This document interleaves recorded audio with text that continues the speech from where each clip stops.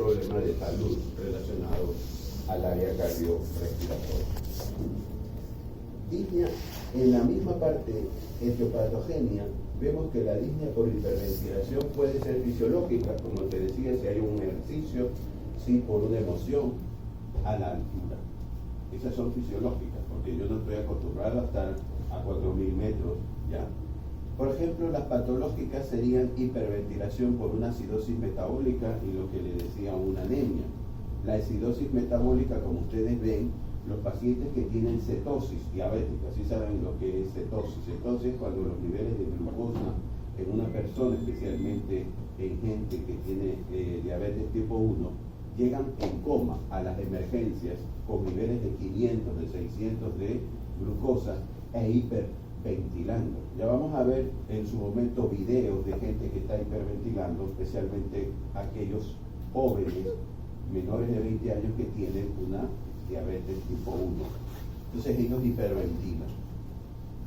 En cuanto a la disnea, yo tengo por reducción de la capacidad vital, yo tengo restricciones pulmonares, como por ejemplo en este caso la fibrosis, yo tengo por un problema de atelectasia que vemos aquí, o veo una obstrucción de la vía aérea, sea por asma, por EPOC o cuerpo extraño, yo puedo tener disnea. Entonces, si yo tengo un paciente que se atraganta con algún cuerpo extraño, ¿qué va a tener el paciente? Dificultad para respirar, porque una de las vías, o sea, la vía respiratoria está obstruida. Si yo tengo una restricción pulmonar, tengo una fibrosis, hay más tejido cicatrizal fibroso que tejido alveolar, de tal manera que la difusión y distribución de oxígeno, ese paciente va a estar comprometida.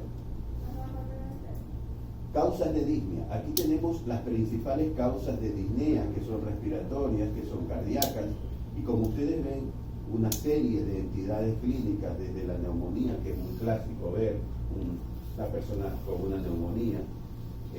Dentro de los síntomas cardinales está la disnea, está la fiebre, por ejemplo, ¿ya? Está con una expectoración, con tos, pero también tenemos las partes cardíacas que tienen que ver con la insuficiencia cardíaca izquierda, la estenosis aórtica y la estenosis mitral, que sean causas de disnea. Ustedes saben que la estenosis mitral, al que la ha estudiado en fisiopatología, la estenosis mitral es una obstrucción de la válvula mitral por los problemas básicamente reumáticos.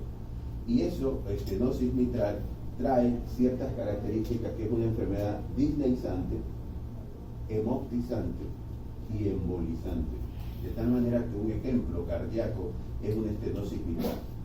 Aquí tenemos otros de los factores que pueden desencadenar disnea, que es la enfermedad pulmonar obstructiva crónica.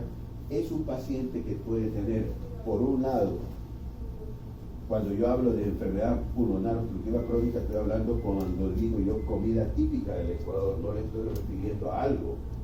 Cuando yo digo enfermedad pulmonar obstructiva crónica, engloba al asma el asma bronquial, y engloba la bronquitis crónica, que son entidades con diferentes manifestaciones semiológicas clínicas. Entonces, aquí ustedes van a leer una serie de aspectos relacionados con el EPOC, y aquí tenemos, por ejemplo, el enfisema, que es una manifestación, enfisema, y la otra es la bronquitis crónica, que nosotros estamos también enunciando como esto. El asma, ¿en qué consiste el asma? Una broncoconstricción a nivel alveolar. Fíjense a nivel bronquial, y miren cómo aquí tenemos bronquios con un músculo y mucosidad contraído, hay un broncoespasmo en este tipo de pacientes. Ustedes ya la parte fisiopatológica la conocen, pero estas son causas ¿de qué cosa? De disnea.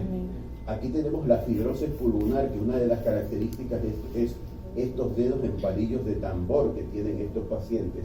Este tipo de alteración que se llama hipocratismo digital. ¿Esto qué se llama? Hipocratismo digital se presenta también en enfermedades congénitas como la tetralogía de Fallot. Aquí tenemos la historia clínica de los pacientes con fibrosis pulmonar, en este caso idiopática. Es un paciente que tiene un mal pronóstico, ¿ya? De tal manera de que es otra causa de disnea. El cáncer pulmonar también puede producir disnea, si este es lo suficientemente importante para haber avanzado en la infiltración de la parte respiratoria. Aquí tenemos un cáncer pulmonar en un paciente, puede ser también causa de disnea. El cáncer pulmonar tiene dolor frecuente al pecho, yo puedo toser sangre, dolor agudo en el pecho, tengo una respiración acelerada, puedo tener ronquera y disnea, que es las características de los pacientes. Desde el punto de vista semiológico, cualquiera de estos aspectos, tantos síntomas, que son la mayoría de ellos, son los que puede tener el paciente con cáncer. La otra, la tos con sangrado o mucopurulenta, necrosis por el crecimiento tumoral. Hay un tumor de páncreas que están en los libros de semiología, el tumor de páncreas, que es un tumor aquí a nivel de la área supraclavicular, que es sinónimo, si nosotros lo conocemos y lo vemos en un paciente, de que tenga un cáncer pulmonar. Tenemos la disfonía o parálisis de las cuerdas vocales, porque existe un tumor que comprime en este lugar, la disfagia y la elevación hemidiafragma en el afectado pulmón, que tiene que ver con una alteración del nervio frénico de ese sitio, ¿no? Entonces, todas estas características sintomatológicas y signológicas son las que pueden nosotros hacernos sospechar en una historia clínica de que mi paciente tiene ¿qué cosa? Un cáncer pulmonar, ha perdido peso, está depauperado, tiene antecedentes de ¿qué? Puede tener este paciente antecedentes de tabaquismo, ¿sí? Aquí tenemos, por ejemplo, una imagen de un cáncer pulmonar, una imagen radiológica y una opacidad a nivel del campo pulmonar izquierdo, ¿ya? Y nosotros podemos ver que esa opacidad la podemos diferenciar con otros pacientes. Miren, aquí hay un cáncer, pero aquí también hay otro, ¿ya? Es decir, que tenemos no solamente un tumor primario, sino que hay una extensión del tumor. Y aquí tenemos, por ejemplo, en una proyección tomográfica, cómo se observa una ocupación tumoral a nivel del pulmón del lado izquierdo. Y aquí tenemos nosotros, ¿qué procedimiento le estoy haciendo? Una broncoscopía para tratar de hacer una biopsia del tejido que estamos viendo que tiene esa opacidad en el pulmón. ¿Estamos? Aquí tenemos los problemas neumológicos, las neumonías, que son muy frecuentes en los ancianos, neumonía de la comunidad o neumonías por respirador, que a veces se presentan, o neumonía del hospital, producto de una contaminación del paciente. Ahí tenemos el origen, que pueden ser virus, bacterias, tenemos los factores de riesgo, tenemos los síntomas, cuáles serían los síntomas: mucosidad, tos, tenemos con flema, fiebre, etcétera, etcétera, dolores musculares. Los pacientes, tenemos poblaciones vulnerables. ¿Cuáles son las poblaciones vulnerables en neumonía? Son los niños y los adultos mayores de 60 años. Aquí tenemos una serie de imágenes en donde nosotros podemos ver un niño pequeño con tos, con fiebre, ¿sí? Con malestar general. Le podemos encontrar también expectoración, disneico, si esto va para mayor. Vemos un niño que necesita nebulizaciones porque se le oyen, incluso sin tener un estetoscopio, se le oyen esteatores, roncus a nivel, ¿ya? Y aquí tenemos cómo el paciente se manifiesta signológicamente con tos, con taquipnea. ¿Qué es taquipnea? Taquipnea es aumento de la frecuencia respiratoria. Tenemos murmullo vesicular, es decir, existen alteraciones en la auscultación del paciente, lo veremos en la práctica. Hay un soplo tubárico que sabemos después que se trata, hay estertores crepitantes. Alguien ayer creo que le hice ocultar estertores a vos, ¿no? Y tenemos nosotros el paciente cianótico y tenemos el paciente con, ¿qué dice? Aleteo nasal, ¿no? Esto de aquí. Un paciente que está con aleteo nasal, como este niño, por ejemplo, aquí, si tiene aleteo nasal, es un grado de alerta y la mamá tiene que llevarlo a un centro hospitalario porque estamos viendo de que las cosas están para más. Aquí tenemos, por ejemplo, un paciente que tiene una neumonía de este lóbulo, en este caso derecho. Aquí tenemos otro paciente, ¿sí? Pueden ver la imagen, este es el corazón, ¿no? ¿Sí saben que estos son radiografías? Primera vez que la ves, ¿no?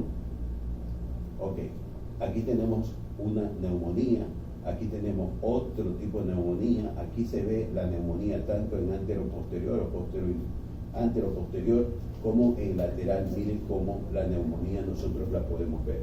Si nosotros, ¿para qué estamos nosotros identificando lo que se llama identificar el síntoma guía, que es la disnea que estamos hablando?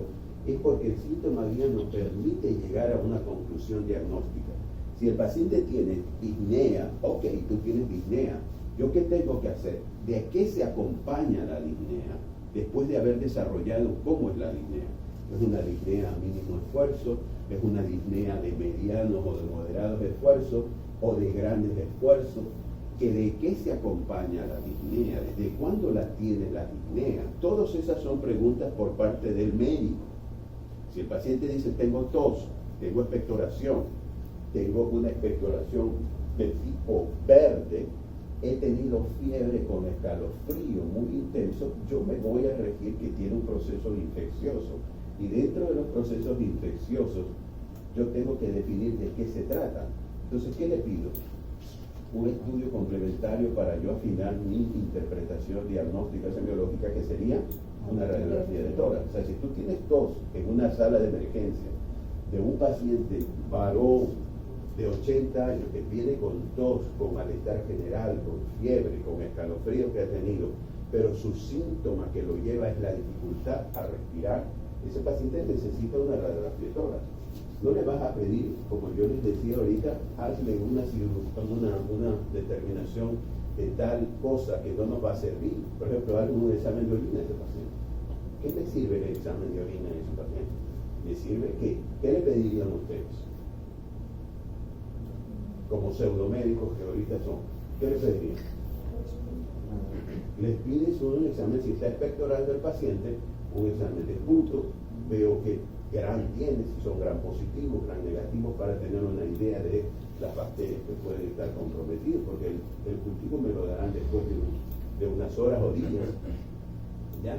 ¿Qué más le puedes pedir? Un hemograma, para ver si tiene una leucocitosis, con una desviación de los leucocitos hacia la izquierda, o una neutrofilia importante del paciente. Eso me indica que hay un cuadro infeccioso. Entonces, eso es lo que nosotros queremos con ustedes, que tengan la capacidad de poder definir un síntoma guía, poder ilustrarlo, adornarlo, así como van a adornar un árbol de Navidad, de todas las preguntas necesarias partiendo de ese árbol que es el síntoma guía.